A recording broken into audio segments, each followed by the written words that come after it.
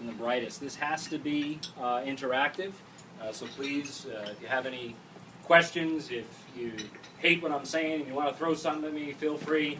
This is New Jersey after all. So I want this to be an interactive presentation. On the back wall there, you're going to see that TV, and you might be wondering, why am I standing up here? Well, there's just a little bit more room here. And to be quite frank with all of you, I only brought this to keep me on track. If you would like a copy of this presentation, I'd be happy to send it to you. Just give me your business card at the end, and I'll be happy to get you a copy of it. So, the first thing I wanted to talk about are some of the challenges that are associated with hiring folks these days. What are some of the challenges that your credit unions are facing?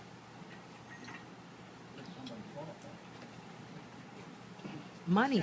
Money! Money! You got to pay them, right? Yes. Okay, what else? Finding them. Finding them. Interesting, considering the fact that there are so many people out of work right now. Yeah. Right? But you're right.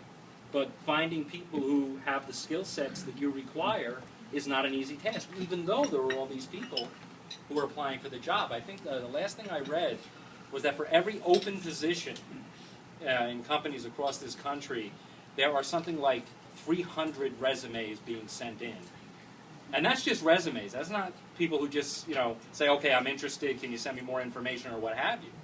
So there are a lot of things, a lot of different challenges. Some of the ones that I came up with, especially for the younger generations, they're not as loyal as what I like to call our more aged brethren. If they don't get what they expect at their places of employment, they're gone. They will leave. The days of spending decades at the same employer are over. My father was at the same company for 52 years. He had a little break when he was in Vietnam, but 52 years, and he got, the proverbial gold watch. He doesn't wear watches, so to him that was a waste of their money. But it doesn't happen anymore.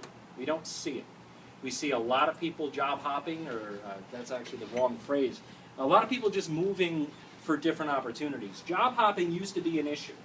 When I was just starting my career, I moved around a lot because, again, I was one of those that, I got promised the world in these interviews, and then when I got to the place, it was like, okay, well, you're not allowed to do anything that we told you were going to be able to do.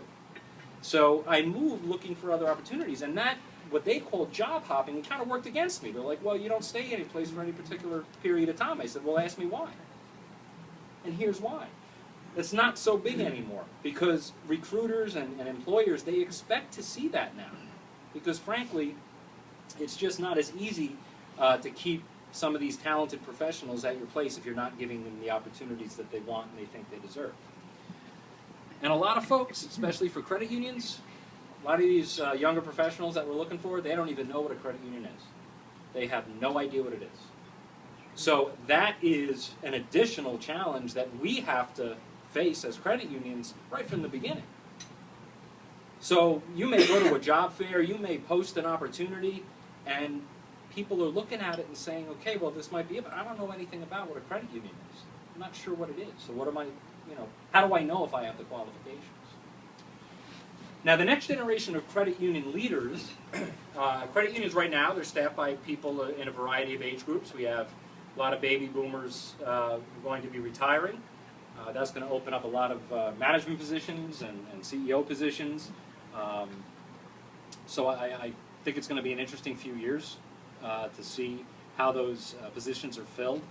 One of the things that I am noticing, and it's, in my opinion, it's a little disheartening.